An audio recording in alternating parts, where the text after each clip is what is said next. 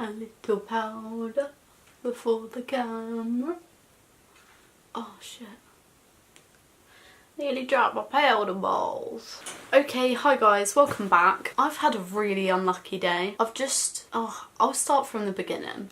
So, an old lady cut me off on a national limit road. She was going at 30 and she halted in front of me. That was great. I smashed my dad's favourite pint glass, which can't replace because we stole it from Key West. So, sorry but not sorry. I wanted to have a nice cup of tea. It was taking a bit too long, so I went back into the kitchen to see why the kettle wasn't boiling.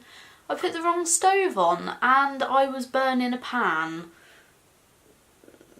Sorry, Mum. And last but not least, I just trod in my dog's piss twice. And now my foot's bare and it's really sad because I don't like feet. Anyway, I have not been so excited to film a review video in, I don't know, since I made Ladybird.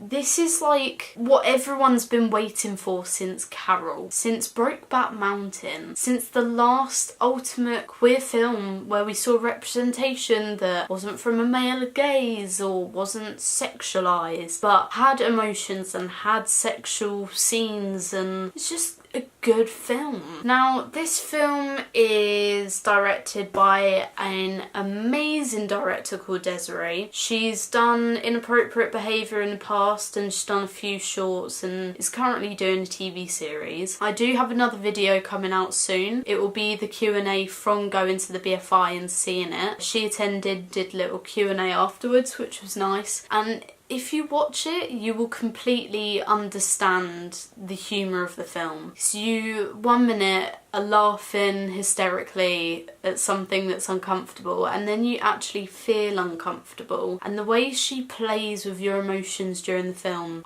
that hasn't happened to me in a long time. A long time. It was probably Ladybird, but I'd had like 2 or 3 glasses of free wine at the cinema that day, so could have affected my emotions. And this time I was sober.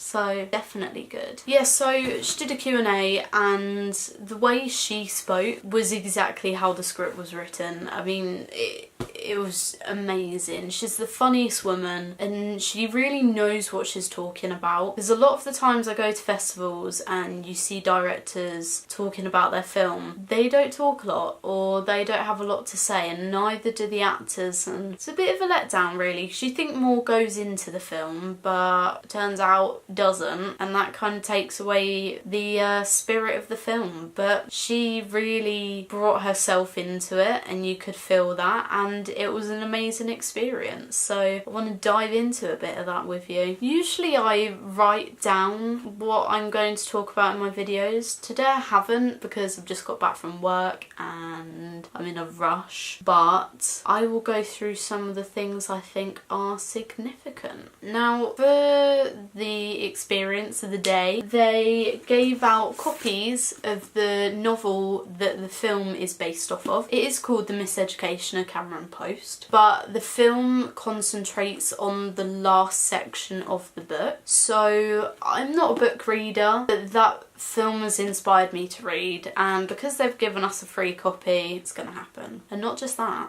it's got a rainbow on the side.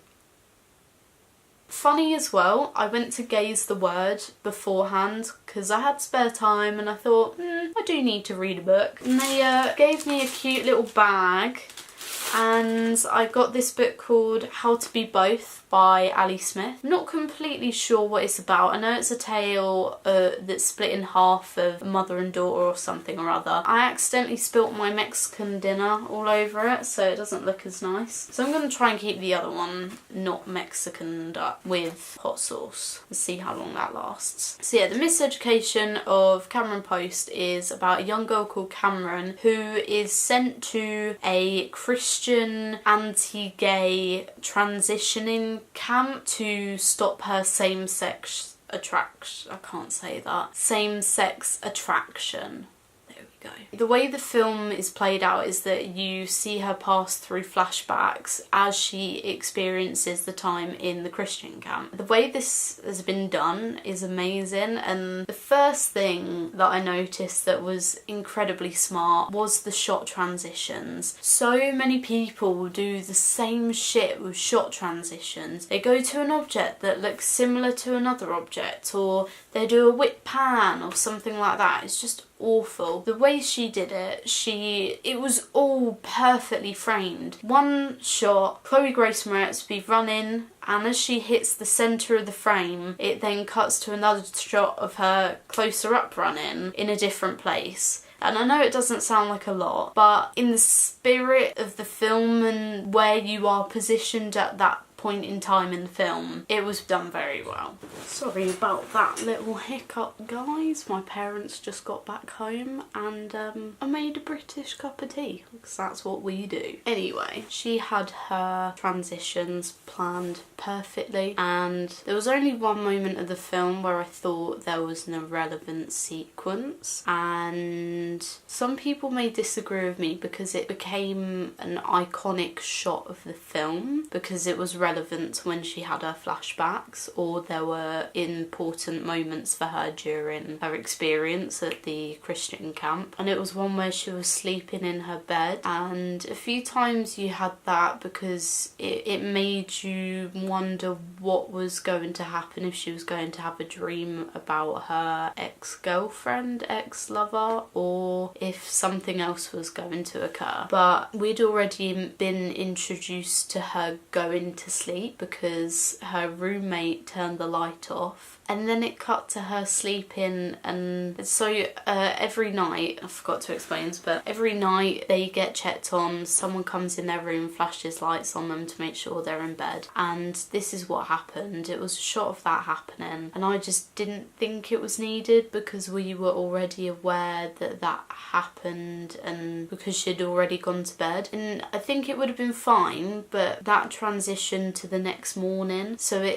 her roommate saying she was turning light off felt like the transition to the next morning, but they added a bit in the middle that didn't really connect to anything. That was literally 3 to 5 seconds of a sequence, so completely irrelevant really. And in comparison to the rest of the film, I'm not moaning. It was great. Cameron's character had 2 close friends during the film, Jane and Adam. They were the ones that you could see didn't conform to the Christian ways of the camp. You may be thinking, okay, this reminds me of Girl Interrupted, you know, with Winona and Angelina, but they were true conformists. These characters, I think because of their age and the position they were in, they still had to conform, but broke it where they could without getting into trouble. Sadly, Adam did lose his hair, which that kind of got me actually. It was very emotional, and even though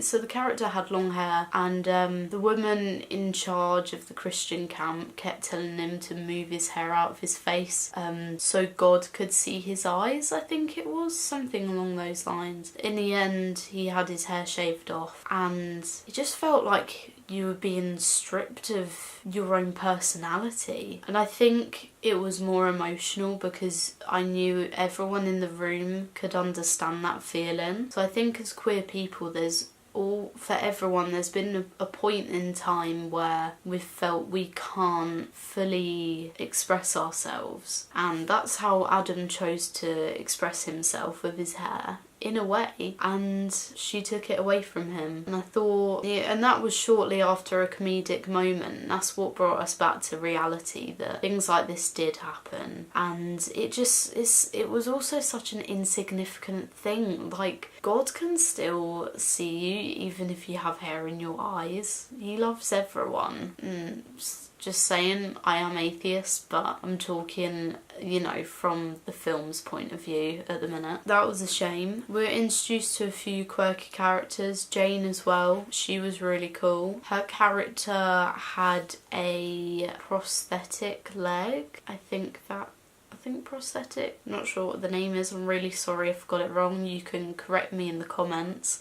So she, from the knee down, had her left leg missing and had it replaced with a plastic copy. And it was really great that that wasn't a significant thing about her character at all. You could see that it affected her life, but she wasn't fazed by it. She used it to her advantage, which I think was a great message for the audience, to be shown that whatever some people see as weaknesses, use it as a strength, because if you're smart enough, then you can work out how to. Everything was just normal. It was all normalised. The only unnormal thing was being gay, and it was just nice that everything else had been normalised, despite it being 1989 or the early 90s. It was just nice to see all that. Also, Jane's character, her dreadlocks, really cool. I like dreadlocks. Yeah, so more about the style of this film. 1 minute you're hysterically laughing, and then the next minute you're just put into a silence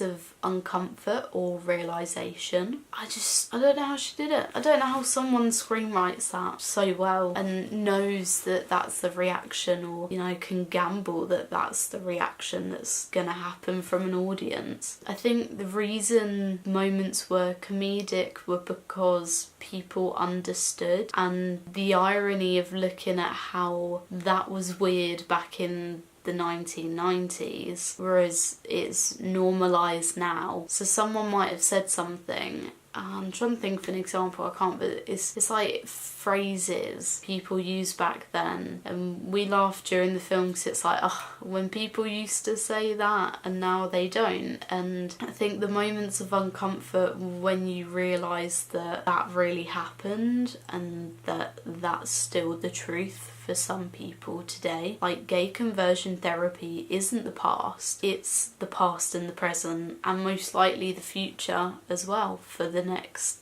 10 years, for all we know. And I think that was the hard-hitting reality of the film, that this is still happening, this is still relative, and people can still empathise, and that's just a sad thought, really sad. But they're the moments where the audience connected, because we all understood moments together, and I think that was really special. If I weren't with that audience, if it were a straight audience, it wouldn't have been the same atmosphere, and they might not have understood it all. I'm not saying this is just a queer film. I do ask, if you're straight, you have to see this film because it's incredibly funny and important and educational. But it was just nice to feel the community coming together to laugh at something that was once not funny. And we can take humour from that, but we can also use the fact that it's still being shown as a way of showing the world, showing the horrible people out there that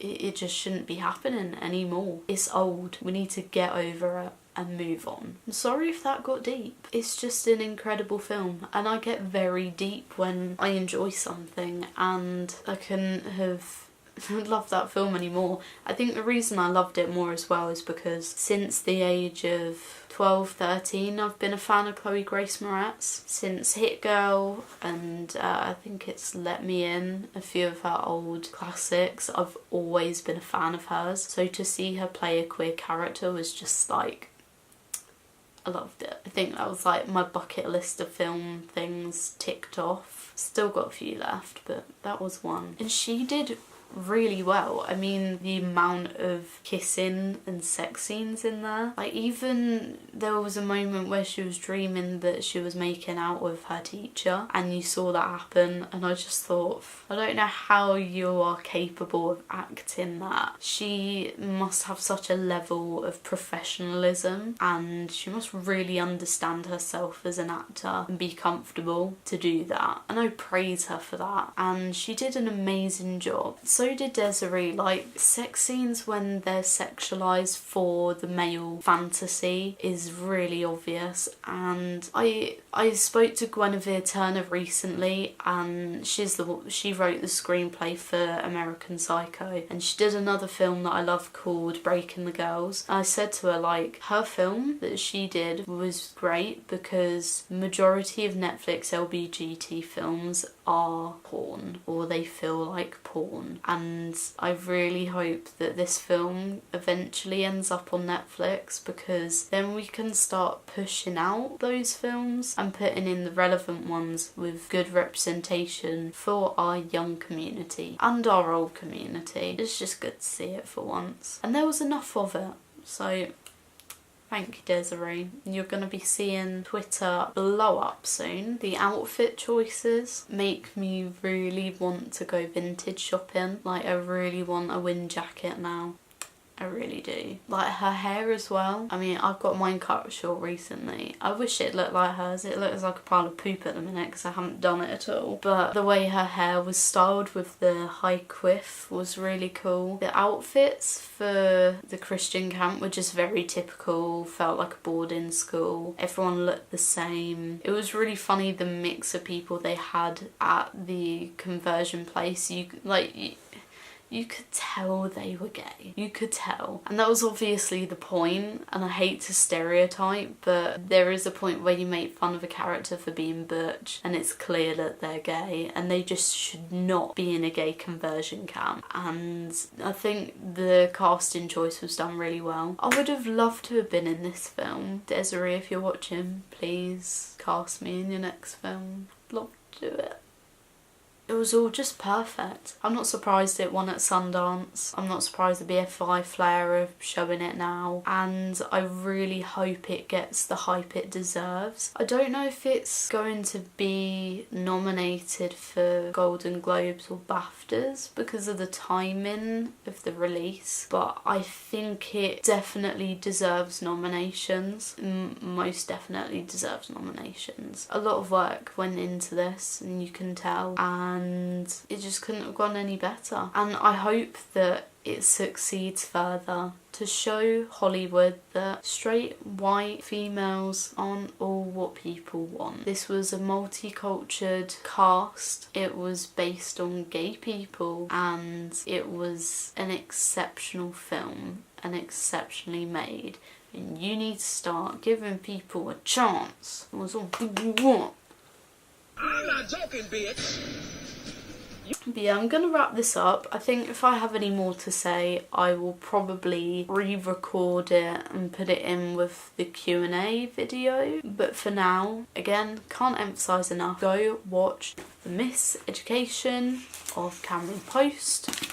Read the book, read it, watch it, smell it, live it, lick it, do everything. It's incredible. It's up there with Lady Bird for me. I can't say anymore. I've probably done a really bad review, but I probably have. I'll do another review if I realise I haven't said enough stuff. So, and the fact that I'm intimidated when my parents are in the house, that never helps. But yeah, so I'm sorry if I haven't uploaded a lot recently. I do have an excuse. I've been on work placement for like a month, and that's been 9 till 5 every day in London. So I'm up at 5:30, I'm home by 7. So I haven't had a chance to plan videos. This screening, I booked it during placement when I had a few other things going on. So I knew I'd be doing this video, and hopefully I'll upload it soon so that you guys will be inspired to go see the film. And I promise I will release more stuff now, not on placement. So I look forward to hearing from you guys. Please give this a like if you thought it was a half decent review. Comment down below if you have seen the film from any secret screenings, or just comment what you look forward to seeing and what sorts of films you hope will be shown in the future for queer people. And subscribe to keep me making these review videos. I know I don't have much of a big audience at the minute, but you are still a great audience, so thank you for watching, and I will speak to you guys soon. So bye guys.